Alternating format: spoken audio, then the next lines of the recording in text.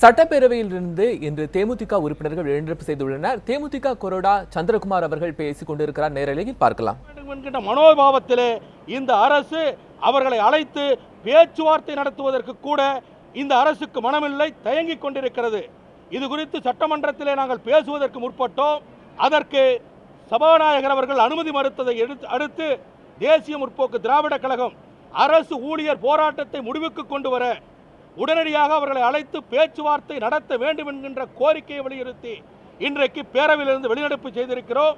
அரசு ஊழியர்கள் என்று சொன்னால் அதிலே வணிக வரித்துறை இருக்கிறது, வருவாய்த்துறை இருக்கிறது, சத்துணவு பணியாளர்கள் இருக்கிறார்கள், கூட்டுறவு சங்க ஊழியர்கள் கூட்டுறவு பணியாளர்கள் இருக்கிறார்கள். அதோடு மட்டுமல்ல, ஆசிரியர் சங்கங்களும் அந்த போராட்டத்திலே குதிப்பதற்கு தயாராகிவிட்டோம் என்று அறிவித்திருக்கிறார்கள். எனவே இந்த பிரச்சனை இன்னும் மேலும் பெரிதாகாமல் அரசு ஊழியர்களை அழைத்து அவருடைய கோரிக்கைகளை பரிசீலிப்பதாக வாக்குறுதி அளித்து அவர்களுடைய போராட்டத்திற்கு இந்த அரசு முற்றுப்புள்ளி வைக்க வேண்டும் என்று கேட்டுக்கொள்கிறோம். Okay sir.